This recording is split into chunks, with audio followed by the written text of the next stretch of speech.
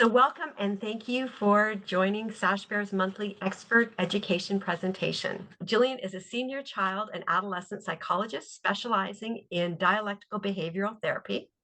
She's the program director of the 3 East DBT residential programs and training for the 3 East continuum at McLean Hospital in Boston.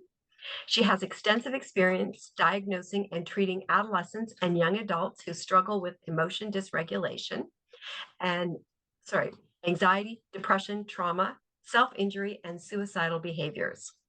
Dr. Galen is a co-author of several books. Without further ado, I'm going to pass it over to Gillian. Welcome. Hi, thank you so much. This is always one of the highlights of my year. So thank you for having me. All right, so let's talk about what radical acceptance is. So radical acceptance actually lives in the distress tolerance module, which is the only module that is split in two sets of skills. So the first part of distress tolerance is crisis survival skills. Those are those mostly sort of distraction skills that help you get through the moment. And then the second half is the hard stuff, and that's the accepting reality skills. And radical acceptance is really the big skill there. So what is radical acceptance? So radical acceptance is this idea of wholeheartedly and fully accepting the reality that is in front of you right now, whether you like it or not. Okay, so you can think about it as like really opening your eyes to what's there. Now, when things are going well, we really rarely have a hard time accepting things. It's like pretty easy to be open and accepting to what's going on. When things get hard, that's often what challenges our acceptance. So this is really thinking about opening our eyes to the reality that is in front of us, which is critical if we want to actually do anything about that reality. So radical acceptance is so hard.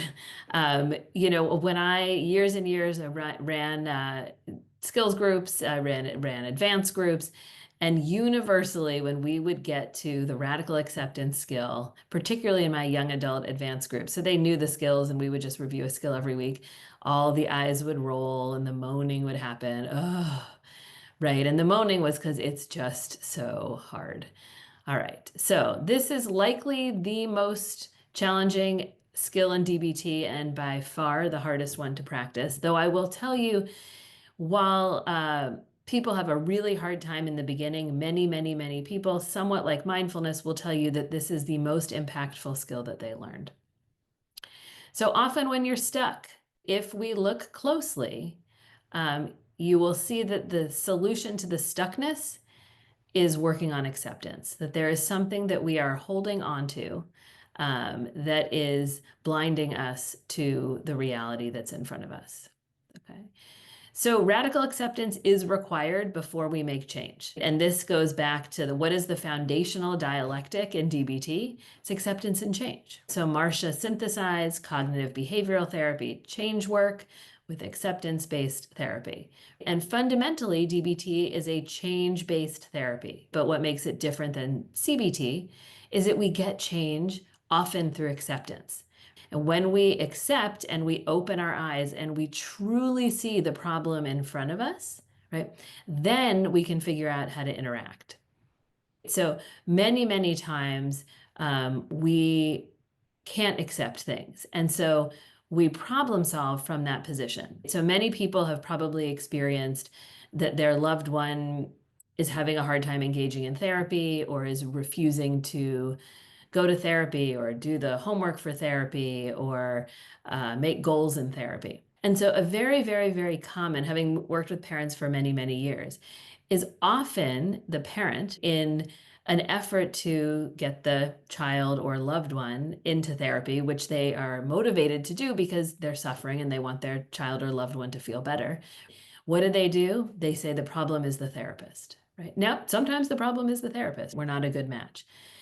But often the switching of the therapist doesn't change much of anything. So we fire one therapist or we leave one therapist, we go to the next, and what happens? The same behavior repeats. Okay. So it must be that that therapist is the problem, right? Or that practice is the problem. And so we make a change again. Okay.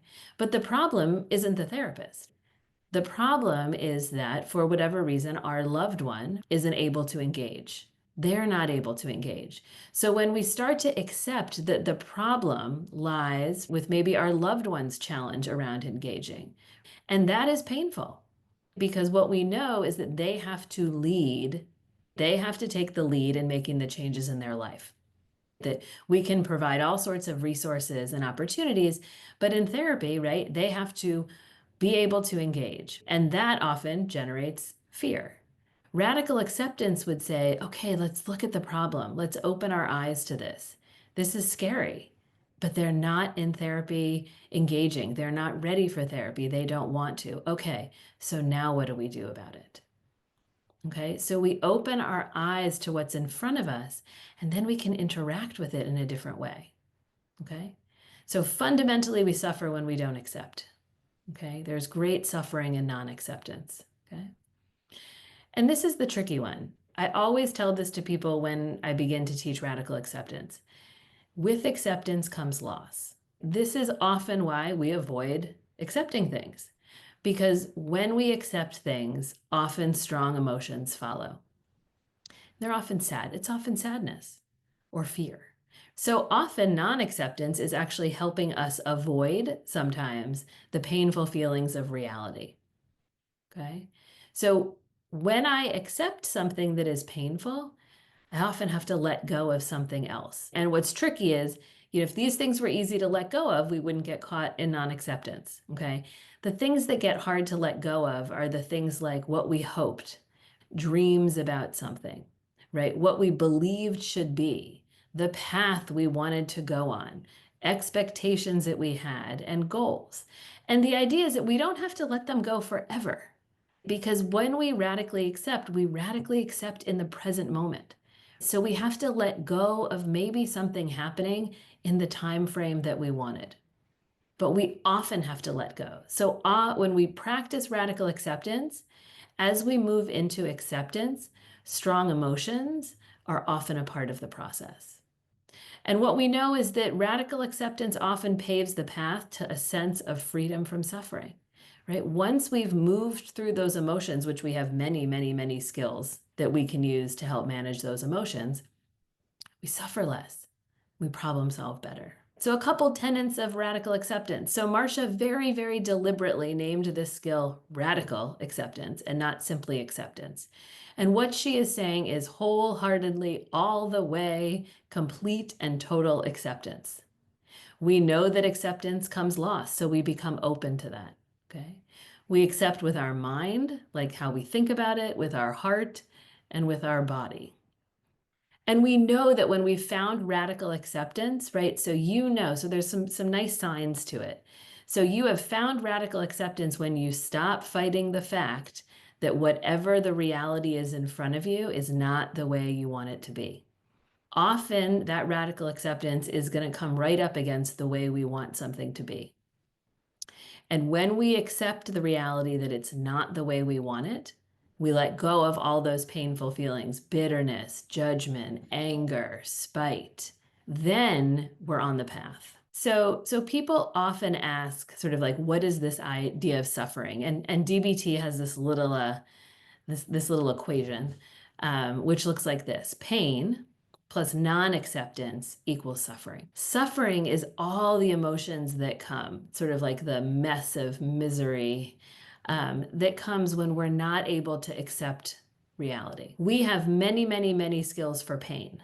Right? We've got emotion regulation skills. We've got distress tolerance skills when the pain is overwhelming. We've got mindfulness of current emotion skills, right? We've got all these skills to manage pain. We don't have a lot of skills to manage suffering, right? Because suffering is tangled up in non-acceptance. Pain is what shows up when the feelings match the situation. All right, so this was referenced. Okay, now one of the real challenges of radical acceptance is it would be amazing if we could radically accept something and be done. But pretty much everybody on this webinar knows that we can accept something and then we fall out of acceptance. So the skill here is radical acceptance over and over and over again. Now, it's not over and over again forever, but it's over and over again until we can settle in to that acceptance. And we may find acceptance for long periods of time, and then something happens and we slip out of it. We hear something, we see somebody, we smell something, we cook something, we have a memory, we watch a TV show, and then all of a sudden we come back into non-acceptance. It shouldn't be this way. It's not fair. I can't stand this. This can't be happening. So radical acceptance can be exhausting, but over time it sticks and the suffering dissipates. But it's 100% a practice, right? And I worked with a mom, I've worked with a mom for years. And, she always will say with radical acceptance, she says, I worked so hard to accept so many things. And she would say, it's always funny. There's just this one thing that really gets me. Now her child is an adult and doing quite well, but had a very, very difficult high school experience, very, non-traditional, in and out of school, really missed a lot of the main kind of common milestones. And she said, it's like now her child, I think she's actually married now. And every year, it's actually like right around this time, she says she falls out of acceptance. And what happens? She drives through her neighborhood and she sees the kids getting ready for their proms. Okay. And she always laughs. She's like, of all of the things, right? All of the things that they experienced, all these sort of hospitalizations and really, challenging things. She's like, the thing that still gets her one time a year is she drives around and she, sees everybody taking pictures all dressed up in prom, and she sees it on Facebook. And she says, it gets me, because that was her expectation. For years and years and years, she and her daughter, for that matter, just thought that would be one of the traditional milestones. And it was something her daughter never experienced, right?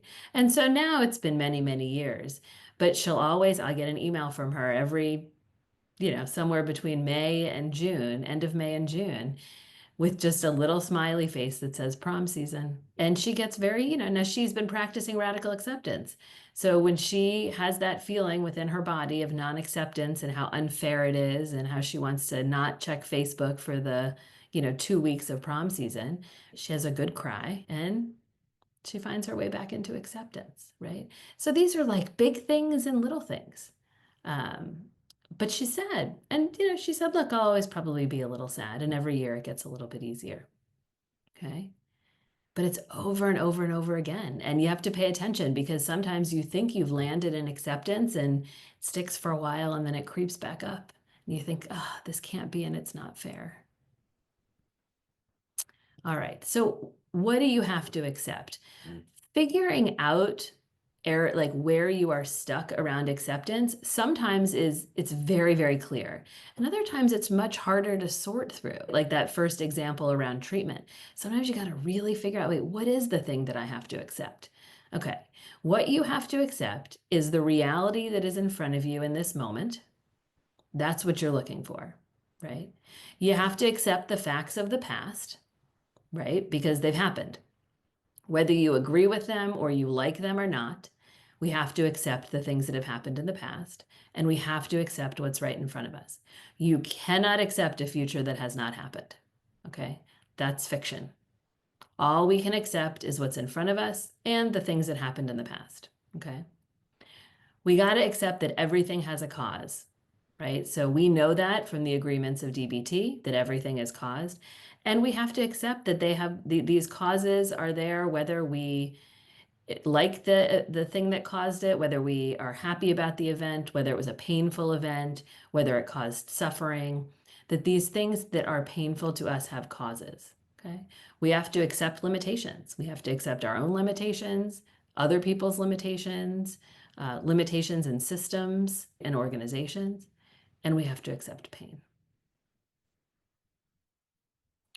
So I have been challenged many times about why radical acceptance? Why should I do this? This sounds terrible. Okay, so here's some reasons. Marsha helps us with some reasons about why accept reality. Rejecting reality does not change it. Okay, so as much as we don't like something, it doesn't matter. The reality is the reality that's in front of us. That making changes requires that you accept the reality that's in front of you. You have to open your eyes to the very thing you want to change so that you can be curious about it, that you can understand it, right? Then you can change it, right? We have to accept reality because pain cannot be avoided. We know that rejecting reality often turns pain into suffering. We do not have a lot of skills for suffering. Okay, lots of skills for pain. We know that refusing reality, right, leads to very poor, ineffective problem solving. It also leads to so many missed opportunities for validation. Okay, when we're not accepting reality, we often like miss those really, really, really important nuggets that allow us to validate the other people, the other person.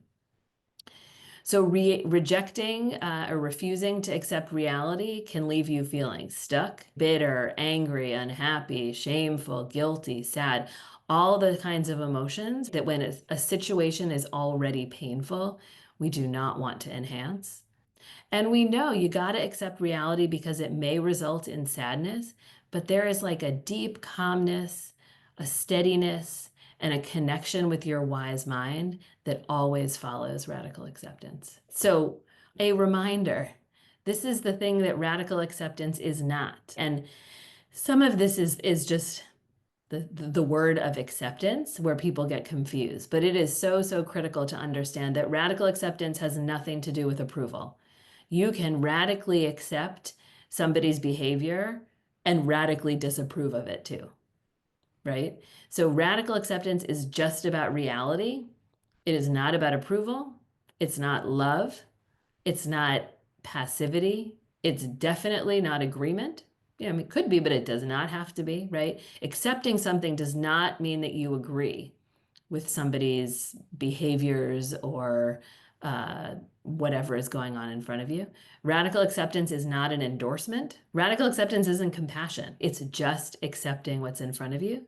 And radical acceptance is not resignation.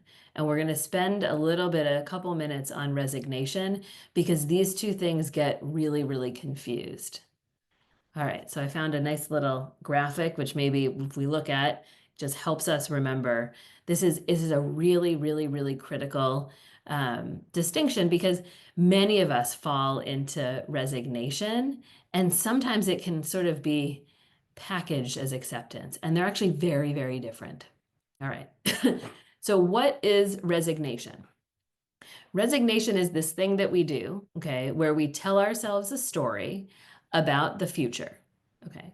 It typically ends in a bleak ending, and we try to convince ourselves that if it happens, we won't feel so bad.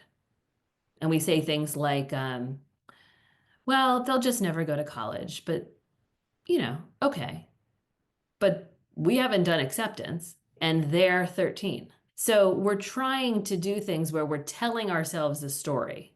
But radical acceptance is only about the present.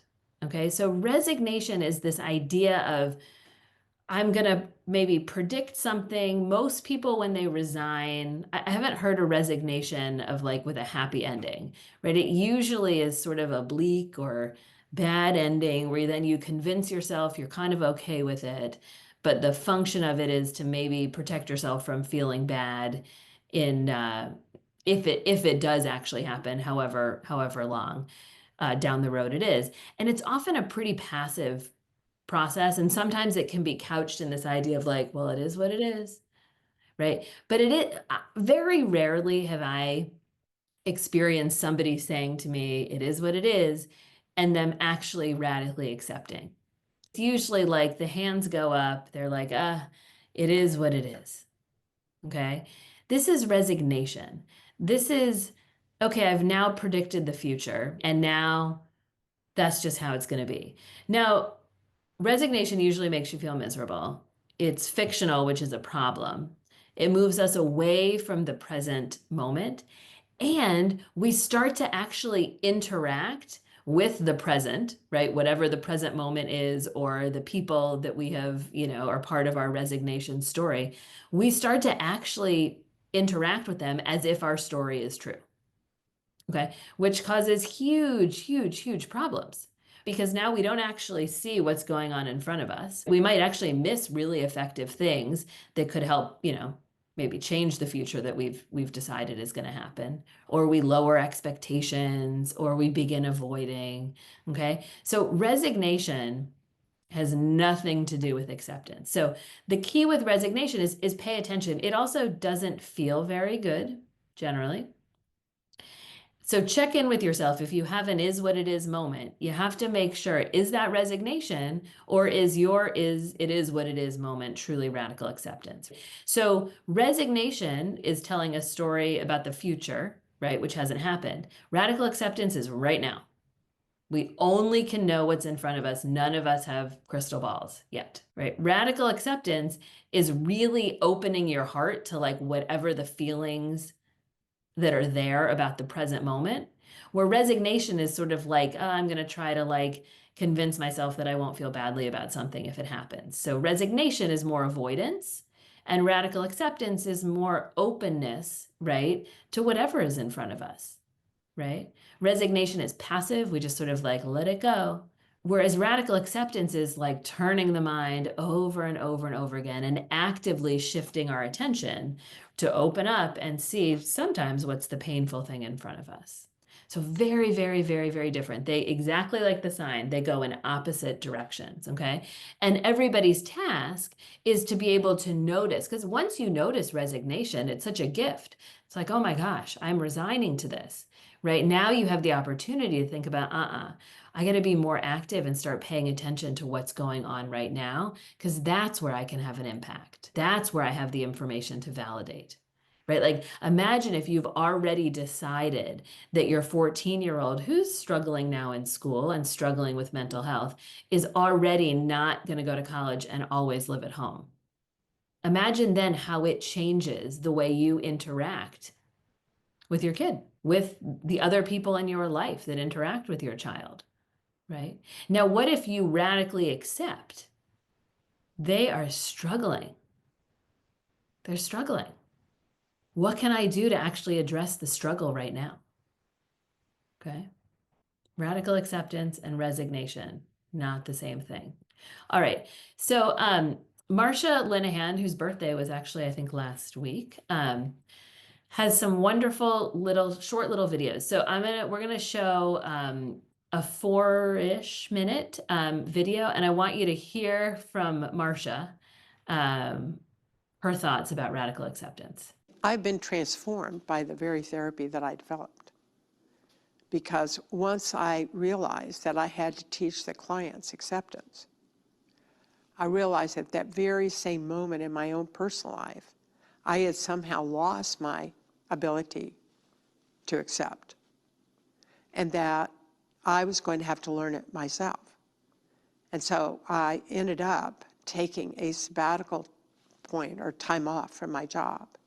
What I found out when I went to the first Buddhist monastery was within days I knew that I had found exactly what my clients needed.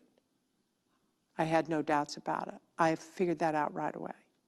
That acceptance was exactly what they needed, but that they had a way of teaching it that I could translate. My problem was I tried to take it stock and barrel to my clients. At Shasta Abbey, the basic message was all the time to try to radically accept everything and to let go of desires and what you want. So we got jobs every single morning. And so it was the idea of practicing letting go of wanting a particular job. If you were sweeping, they would tell you when the bell rang for work to stop, they would tell you, stop in the middle, because finishing is just your own thing. You're trying to do something you want to do, just let go. So it was this whole practice of just constantly, moment by moment, letting go of what you want and radically accepting what is. It was the first environment I'd ever been in. It was completely non-sexist. I thought I'd die and gone to heaven. I'm not kidding. It was so unbelievable. Men and women would get the same jobs. There was no real distinction. I mean, admittedly, it may not have been helpful if I hadn't just completely thrown myself into it. But since I decided ahead of time that I had to learn this, my only option was just to do everything I was told. You know, just throw myself in. And I was a student, so there were 8 of us. We did everything together. It was really the practice of letting go of having to have what you wanted at any moment. And the recognition that you didn't have to always have whatever it was you wanted. That had a big effect in some ways on the therapy, that in the sense that I try to teach clients, suppressing what you want is not the way to go. You have to radically accept that you want something you don't have, and it's not a catastrophe. And so I stayed there for 2 months. Then I went to Germany to the Catholic priest. It was actually the first time in my life I ever talked to someone who actually understood me, the spiritual part of me. Given that my spiritual part of myself is the core of myself, more central than anything else about me, having that understood was an amazing experience. It had a transformative effect on me. What it did is it gave me a home. I am now convinced that it was the practice of radical acceptance every moment that will transform you. I don't have the slightest doubt. It would transform everyone. But it has to be a regular practice. And radical acceptance doesn't mean you don't try to change things, because you only have to radically accept the moment that you're in and the past. But you can try to change the next moment. You can't change anything if you don't accept it, because if you don't accept it, you'll try to change something else that you think is reality. So radical acceptance is simply the radical acceptance that reality is what it is. And if you want to change it, then you work on changing it, which is perfectly legitimate also. But I think it's hard to change something if you don't accept it in the first place. All right, a word from the expert. So let's talk about the things that get in the way, right? Because if you think about what Marsha said, she threw herself in to this idea of radically accepting everything, which is an extreme practice and one that you can do, right, when you're in a monastery, right? But there's a lot of things that get in the way of radical acceptance. Like if there weren't a lot of things that got in the way, it wouldn't be such a challenging skill. And these things get in the way for all of us. Okay. So the first thing is why I'm here, right? If you don't have the skill for radical acceptance, you're not going to be able to do it, which does mean involving knowing what it's like to radically accept, but also knowing, I'm stuck in non-acceptance. What else gets in the way? This belief. This is probably the number one question that I get when teaching radical acceptance is, wait a minute, if I accept this, then I'm making light of it. I'm saying it's not that big a deal. I'm approving it with this. I'm agreeing with the situation, and that no change will come about. Okay, but what we know is that it's actually the first place. It's the first stop for change. Okay, because we know it's not endorsement of things. It's just opening our eyes to what is. Emotions get in the way.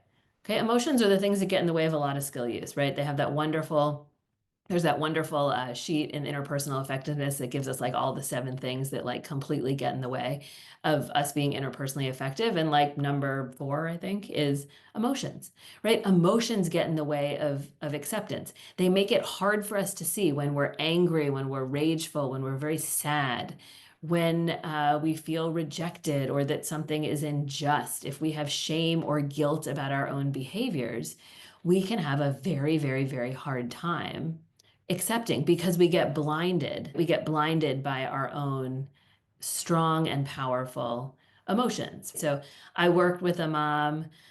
I met with her today, actually, in a family meeting. And her daughter holds a tremendous amount of anger about how her parents split up, right? And the way that she feels that she was treated, okay? And so when mom has done lots of work about radical acceptance and on her own shame and her own guilt and all of these things, and her radical acceptance began to crumble today. Okay. And where did it crumble? It crumbled because her daughter said, I don't want to go to my sister's graduate school graduation, law school graduation. I'm not going. Right. And then she said all of the reasons why she wasn't going, some of which mom agrees with and some of which mom doesn't, about the past. And so what did mom do? Mom went into all the problem solving of why she should go and how hurtful and painful it is, right? Mom stopped accepting. And so what happened as mom went into these reasons, daughter got very, very dysregulated, got very angry. Everybody was invalidating everybody else. The challenge is that mom forgot this is the time where the practice of radical acceptance is so painful. And it happens, right? She falls out of acceptance around family events as their daughter often doesn't feel like she wants to participate, okay? Or she'll commit and then she won't come in, okay? So the radical acceptance was not just she's not coming. The radical acceptance is how painful it is and how stuck her daughter is and hasn't yet been able to move on or to begin to figure out how to reintegrate into the family in the way the other children have. So mom is problem solving train tickets and coming in for a day and what it's going to be like if she doesn't go. And she misses all those validation moments about how painful it is for everybody, right? She fell out of acceptance, right? Now she's skilled, so by the end of the meeting, we were able to point that out and she was able to kind of begin to, but it's very painful. Came with a lot of sadness, okay? So emotions get in the way, right? And probably the biggest thing that gets in the way of radical acceptance is we simply don't like the reality that is in front of us. And we believe it shouldn't be that way. Okay, which is a wonderful flag. If anybody has that thought and can pair it with a little mental flag that goes up and says, uh-oh, I'm not accepting something, because whether we like it or not, it's what we have to manage. And radical acceptance is the skill that is the first step in helping us manage it, whether it's we do nothing about it or we make some changes. So try to think about, as we kind of go through this, try to think about what are those flags for you that let you know, ooh, I'm losing acceptance, or oh, I really have to work hard at accepting this. All right, Gloria Steinem, she wrote a wonderful book. It's sort of how I've used this a lot with people. And the title was The Truth Will Set You Free, but first it will piss you off. Sometimes when we open our eyes to what is in front of us, we have strong emotions. There it is, the truth. And the truth is often what's hard to accept. When we don't like the truth and when the truth is painful, we don't want to be mad, right? We don't want to be upset about it. So we avoid. Radical acceptance is the opposite of avoidance. So I get this question. So how do you do this practice? Okay. It's a hard practice. Okay. So there's 8 steps that we came up with that kind of help guide you. You can do different things along the way too, but here's a little bit of a roadmap around how you would begin to practice radical acceptance. Okay. The first thing is that you've got to figure out that you're fighting reality. And everybody has different ones. Probably the most common thought that comes through people's minds is this idea of like, it shouldn't be like this.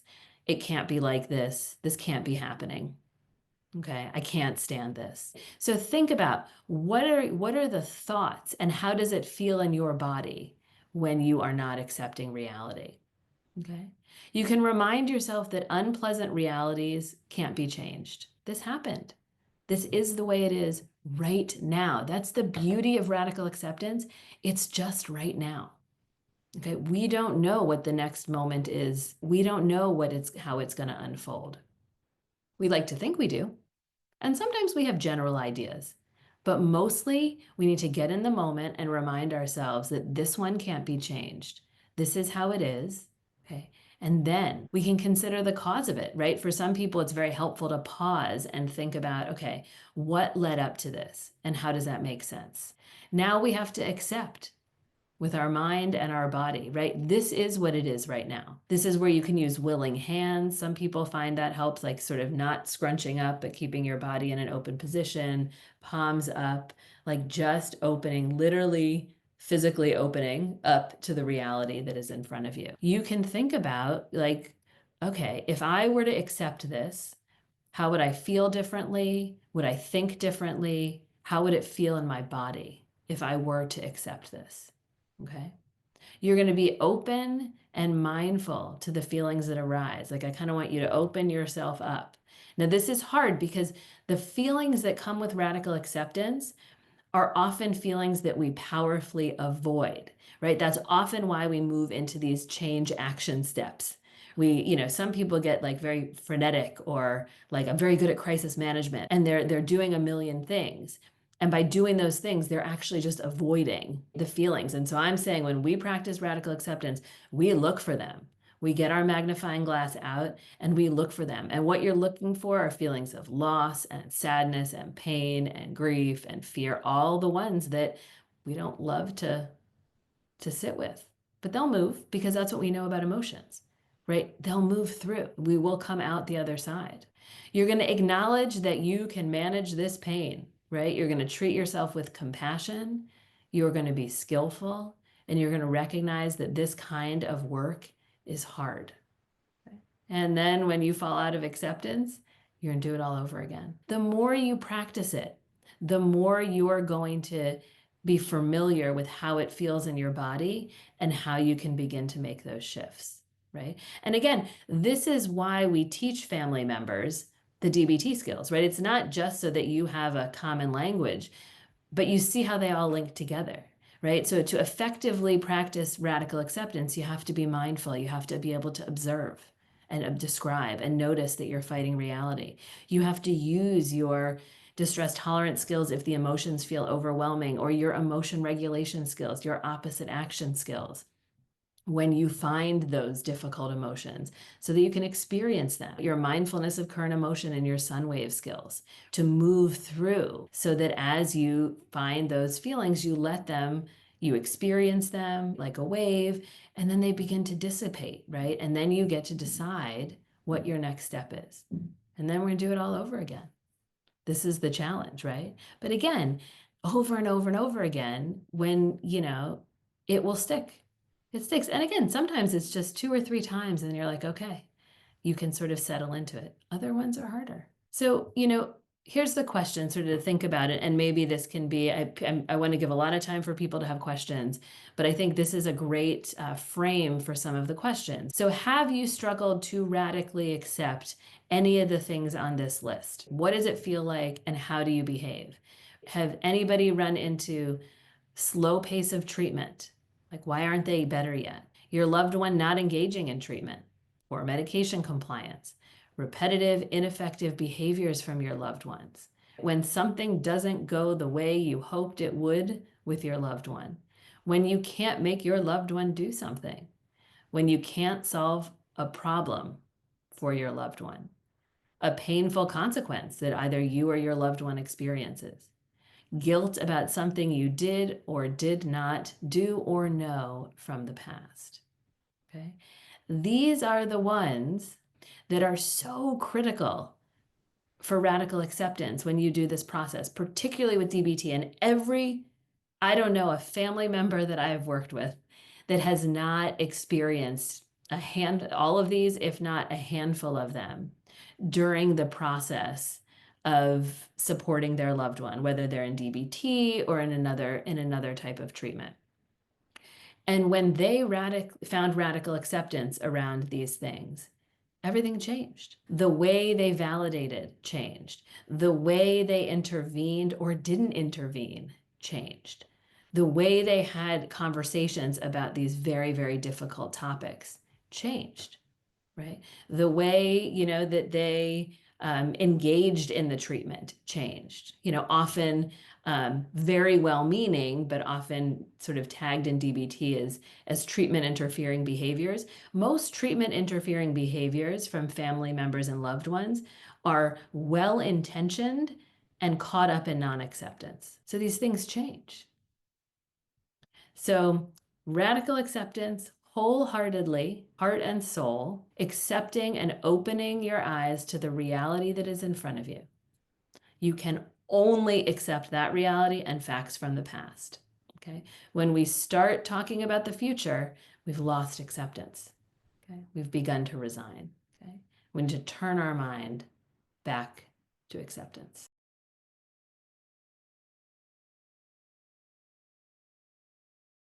Well, so this is a fascinating thing. Now, if my buddy Blaze was here, we have a little thing about this. But so in DBT, right, in dialectical behavioral therapy, and it is true, I made an erroneous assumption that probably everyone knew DBT, but that's just because I'm caught up in my world of DBT. DBT believes everything has a cause. You don't need a cause of somebody's struggles to radically accept them. What you need to know is that they're struggling with whatever behaviors and experiences that they're struggling right now with. So that's often one of the challenges. People say, like, we just need to know the root cause. You'll get to the root cause. The root cause is usually some biology and some type of learning history and interactions with biology and the environment that create the cause. But the radical acceptance is not the cause. That is not what you need to accept. You need to accept that your loved one is struggling in the way that they are struggling right now, which is often people love to go back to root cause and they say, like, I can't move forward until I have the root cause. Whether you have the root cause or not, you have the struggles that are in front of you. You'll get to some of the causes, and people, then will say, well, I disagree with that cause. Right. And so, don't get caught on a cause, get caught on radically. What's harder to radically accept is actually often the pain and suffering of your loved one that is in front of you. And people get distracted by saying, I need to know the cause. Probably everybody has accepted things in their life that they didn't like, right? Or didn't go the way, so um, think about something that you had expectations for, that you thought was going to go a certain way, and then it didn't, and you were disappointed. Okay. Now, what did you do? Now, in a non-accepting way, right? People, this shouldn't be, and this is ridiculous, and why did they cancel it, or why did this person do what they were doing, and they've ruined my day, and right, okay, non-acceptance of reality, right? But we all, I'm sure, eventually, right, get to the point where we say, like, okay, well, it rained, and so they canceled the outdoor activity. And you know what? It happens one time a year, and we're not going to be able to do it this year. And that's really sad because this is the one time of year that I see all of these people in my life. And now I won't be able to do that. Okay. And then you think my plane tickets were non-refundable. And I can't believe this happened, and this is so ridiculous, and I should have figured that I should have bought, refundable tickets, and now I'm out $1,200, non-acceptance. Okay. I can't control the weather. Right? So this is the process. We talk about this as this skill, and it's interesting because we often do acceptance in lots of other areas of our life. And then when it comes to our loved ones, where the emotional valence is much harder, we think, like, I don't know how to do this. But you all know how to do this, right? You all know how to accept. When things don't go the way you hope or the way you want them to go, or you can't solve the problem, right? This is another non-acceptance, right? Trying to solve problems that aren't ours to solve. We have all done that, right? Trying to make people do things where we cannot make them do it, right? Non-acceptance. So what do? You notice at some point. Now, ideally, what I want for the skill is for you to notice much quicker, right? You want to notice, like, what I'm doing isn't working, right? I'm trying to change something that I can't change. Okay. So you're going to notice it, right? You're going to go through those steps. You're going to notice it. You're going to observe it. You're going to get sad about it. You're going to get sad. You're going to get angry. You're going to get whatever you're going to get about it, right? And then you're going to have a choice. Are you going to go back to fighting it, right? Or are you going to think, like, here's what caused it. Here's how we got here. I wish it could be different. And this is what it is. And so now what do I want to do? All those people that I would only see once a year, maybe we get on a Zoom together and this year we do something different. 2 months we meet somewhere else, right?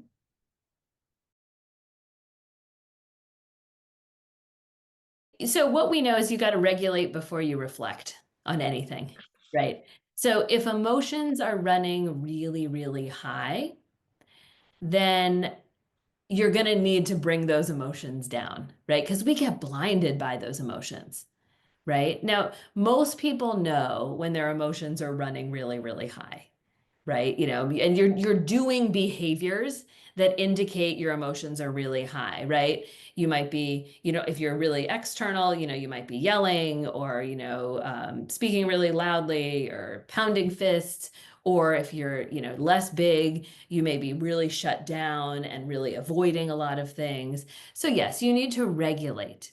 You need to regulate, and then you need to really think about, okay, what's the reality in front of me? And again, the more you practice, the more you're going to try to think about what are your red flags around non-acceptance. Okay, so some people, when they're not accepting, move into like hyper fix-it mode.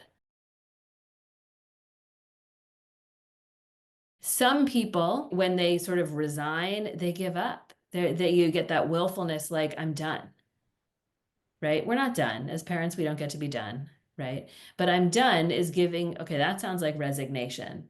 So what am I accepting? What am I not accepting? I probably have to accept the fact that I don't have as much control over this as I would like. And so then it's like, right? So again, the challenge with radical acceptance is really asking yourself, like, and maybe this is helpful for people, like, what about the reality that's in front of me do I not like? Right? Now, you can not like things and accept it 100%. But if you're having a hard time figuring out, am I having an acceptance problem? You can think about what is in front of me that I don't like, that I think shouldn't be the way it is. And then ask yourself, like, how are you interacting with that thing? That situation. Like, I don't like the way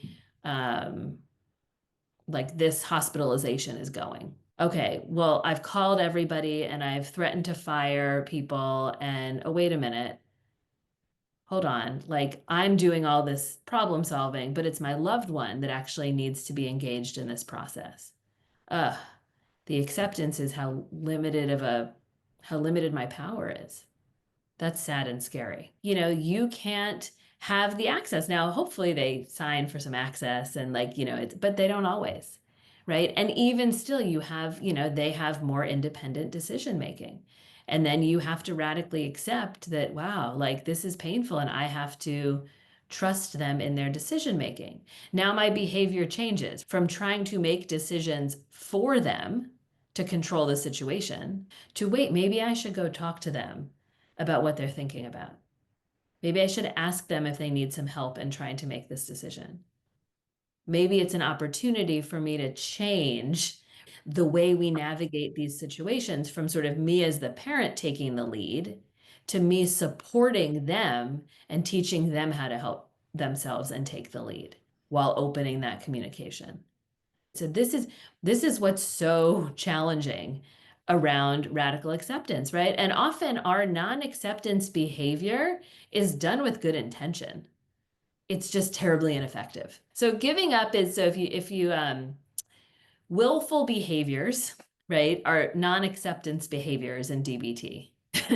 And there's some great, so when we are willful, often we do exactly the opposite of what the situation calls for because we're blinded by those emotions and that non-acceptance, right? So we don't mean to, but because we're not accepting reality and we become very willful and dug in. And so we often end up doing the exact opposite of what we want, right? We try to fix things and solve problems that just like aren't ours to solve. So then we get very frustrated because we don't have the power that we need to enact the change, but we try anyways because we don't like that reality of the lack of power. Or we just say, I'm done. And it's everybody as a parent has had the moment, right? Like even like little tiny moments. Like I've had the moment where I'm just like, I'm done, right? I'm done with like trying to get you guys to stop fighting over what to watch on TV. Now, like it's a momentary surge of emotion in which I declare I'm done, which is not actually a reality because I have an 11 and a 7.5-year-old and I got a long way to go before I get to be like done in the fighting about TV shows. But that's me. That's my feelings of like, I am so tired of this problem and I can't figure it out and they can't figure it out. And like that is just, and I'm mad about it. Like I feel like they should be able to figure this out by now. And so my non-acceptance is I'm done. And I think it's a wonderful thing because when you say I'm done, your red flags go off and say, like, you don't get to be done, Gillian, right? This is non-acceptance. Like, you don't like the reality that's in front of you. You are tired of them fighting like this. Okay. And then I'm able to say to myself, like, they got to figure this out. And then I think about how it's caused. Well, they're siblings, and this is what siblings do. And they don't have any care in the world about the impact on me listening to them fighting because they're little kids and this is like what they do. And I have to tolerate this and let them figure it out. Because if I do that, they're much more likely to figure it out than me like getting all dysregulated with them about a problem that's really not that big and probably bothering me more because of my vulnerabilities. Maybe I didn't sleep that night or I have a lot of stuff to do, right? So I'm done is just non-acceptance. And it's going to be non-acceptance big sometimes and little, right? But it's a wonderful flag. Like if you're in a crisis and you notice the I'm done, ask yourself, what is the feeling, right? What is hard to accept right now? And I'm telling you, you're scared or sad or feeling like you have no power and control. And then you're back on the saddle because you don't have a choice. Well, it's really hard. I mean, this is an exhausting skill, and that's why you do it with compassion when you fall out of acceptance. But when you find yourself, again, you have to go back and ask yourself, like I think if I understand the example, are you accepting the right thing? Okay, so often when people get like, I can't, like, how many times am I going to have to accept that they, keep doing whatever the behavior is, that they just another relationship is destroyed, they've lost another job, whatever. The sort of here we go again. How do I, and I'm accepting like, here it is again, here it is again. That's probably not the thing you need to accept. You need to accept how painful it is that they haven't yet figured out how to break this pattern and how hard that is for you as their parent, loved one, boyfriend, girlfriend, aunt, uncle, friend. That's the acceptance. The acceptance is not that they keep doing those behaviors. Yeah, sure.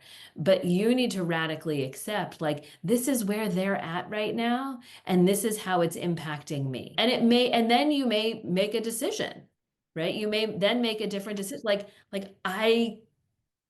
It's not helpful for every time they do X behavior, for me to then come in and have conversations about it, or then we get into it, or, you then start to figure out like there's a pattern here and it's very painful.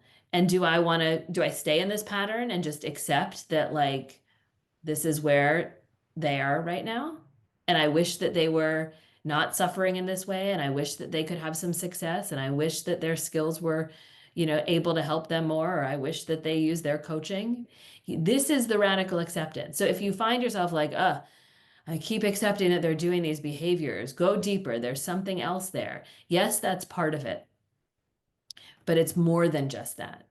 And once you move into figuring out what that is and you figure out your feelings, then the next time it happens, you'll have the feelings about whatever it is, but you won't have the distress of the non-acceptance. I mean, I think, radical acceptance is really that practice in the moment, right? So it's like, yeah, so my moment may be that I'm juggling a loved one with BPD who's, let's say, really struggling right now or in the hospital. And in the same moment, I've also got, a divorce and a hectic job. That's the moment, right? So you may have to radically accept, I have a lot on my plate. And and then again, it's like for me, it might be like I have a lot on my plate. And what actually is hard where would move into the non-acceptance is I actually have some limitations here. There's just a lot on my plate. And so my acceptance doesn't necessarily, there's all the accepting of the different things when they pop into like my experience in that moment. And sometimes it's like, my radical acceptance is right now, I feel totally overwhelmed by everything. And my biggest worry is I'm going to drop the ball because it feels Right. like too much. If your present moment is made up of sadness about getting a divorce, fear about my child in the emergency room, um, anxiety about the fact that the tree just fell on my house and now I have to get my roof replaced and how much that's going to cost. And um, while I'm simultaneously filling out the papers for, at least in the US, like an FMLA, like a family leave, because of all this stuff going on, like that is the reality right now. That's all Yes. there. So the idea that you would pick one would be very hard because that's not representative of your reality. That might be your desire. Like, gosh, I'd take one of those, and it would be a lot easier. But Yeah. but that's the reality, is that there's so much going on. And then the radical acceptance is I need help. I'm beyond what I can manage right now. And so then it's like, oh, and then you get sad and overwhelmed. And then you get validation because you've been accurate with your emotional expression. And then you can say, okay, like I need some help. And then you start to problem solve actually the reality, which is there's just so too many things for me to navigate. And then you start to figure out where to start. So you can't get other people to accept reality. The best way I've found to get, I mean, as a therapist, I can tell people to accept reality, but um, when you start to practice radical acceptance, it actually can be very helpful for other people. Like it sort of models. It's like, oh, yeah, okay, well, so she's interacting with reality, then I'm going to join her in reality. It's a practice it's our own practice, right? And sometimes our biggest practice of radical acceptance is that people in our lives aren't able to accept things, right? Like I've worked with many parents where one parent has really found acceptance around their child and the other one just hasn't. So I think it's, you can model radical acceptance, you can share how you are working on your own process of acceptance. Um, but it really is it's one's own practice. So if it feels like it's a relationship in which you can coach somebody and say, look, like this is what I've noticed and here's where I've gotten stuck, and when I'm more accepting of where they are right now, I suffer less, they're more engaged. You might want to try that kind of practice and sort of teaching. That's great. And sometimes it's our own practice that we're surrounded by people who are non-accepting. Yeah, and I think that's, it's radical acceptance, very like the questions all make a lot of sense where people are like, how do I do this? Like that the way, to share with other loved ones, like in that same situation, is to say, look, I've come to acceptance about this. And this is where we're at right now. It may change. A week from now, 2 weeks from now, tomorrow, a year from now, things may be very different, but I have found that I suffer less when I focus on what is actually right now, not what I want it to be. It's not what I want it to be. That doesn't mean I'm giving up on the person or I'm giving up on this idea, but it's not yet. And so when I back off and I say, this is where we're at right now, then I can likely get closer to where I want it to be over time. Phenomenal question. So, just when you accept that somebody is like suffering in this way, right? Like let's say accepting that your daughter is self-harming, the worry is not going to go away because the worry comes from love, and the worry is like fits the situation, right? Where radical acceptance can help you is that this is where she is right now, right? And you can use the skills about worry. What gets in the way is when you don't use acceptance, right? And we start to do things like, because she's here, then this is going to happen, and then this is going to happen, and then this is going to happen, and then she's going to be homeless forever, never have a relationship, and in and out of the hospitals and not speaking to us at all, right? Because worry has gotten away from you. right? Instead of accepting, okay, this is where she is right now, and I love her, and I'm worried for her. And so, what can we do right now? Right? What is the best way for me to interact with her? How do I help myself not spin out? Right? And that's where the mindfulness comes. You're accepting that this is where she is right now. You're observing and describing and saying, this is where she is, and I have to accept this. You don't have to accept a catastrophe. You have to accept this. And if this is painful, well, you're going to feel pain, right? And then you're going to use the skills for pain. But you've left it open as opposed to something that's a foregone conclusion. You've left it open to possibility because right now she's struggling. And then I might ask you, well, has she ever struggled and then stopped struggling? And then you'll probably say, yeah, actually, she went a period of time without self-harming. Oh, so she's self-harming now after a period of not self-harming. How long did she go? She went 6 months, 2 years. Okay, so it must be very painful and hard to accept that she's gone back to that behavior. And we also know that she has the capacity to turn it around and use skills. So now radical acceptance keeps us here. No radical acceptance, we go out, right? We go to creating, we resign. Well, that's probably, she's been in treatment and it's not working. And, she's probably going to be like this forever. And maybe we need a whole new treatment team, but she doesn't want treatment anymore. And what's it going to be like if she doesn't ever speak to me again, right? And now we're gone. We're in resignation, right? And we're suffering. Radical acceptance, pain. But you have skills for pain. If the emotions fit the facts, it's going to be painful. But you have skills for that pain and that worry. We don't have skills for the resignation of where she's going to be and the relationships that are going to be destroyed and the dreams that she'll never make. So radical acceptance, you're going to stay with the emotions that fit the facts. But they're not going to blossom into suffering that is unmanageable. Like you don't even have to have a disorder to do radical acceptance. Like my life is better because of radical acceptance. I do not have borderline personality disorder. I am an emotionally sensitive person, but I do not have borderline personality disorder, right? Radical acceptance is not a skill that is tied to a disorder or a diagnosis. Radical acceptance is a way of living, right? So people that practice mindfulness and practice Buddhism and have zero to do with the mental health system practice radical acceptance because it decreases suffering.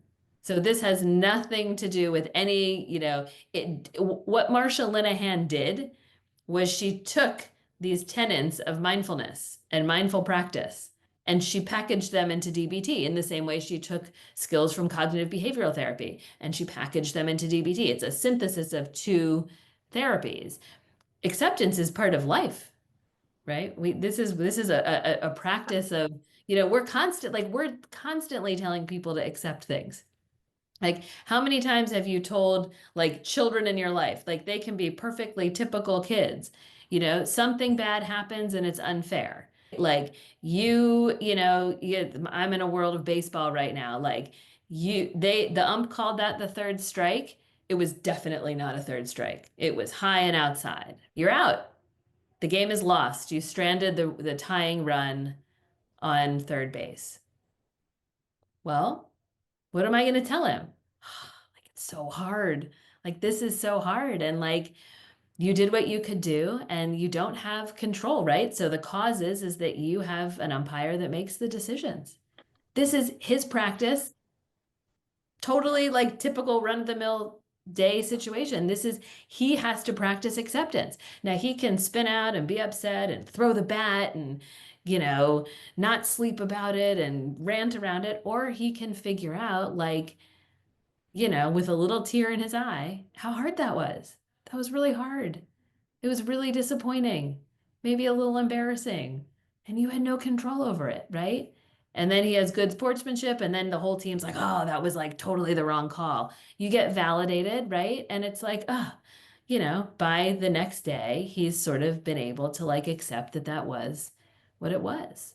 So radical acceptance it really will make your life independent of any loved one who struggles, it makes your life easier to live.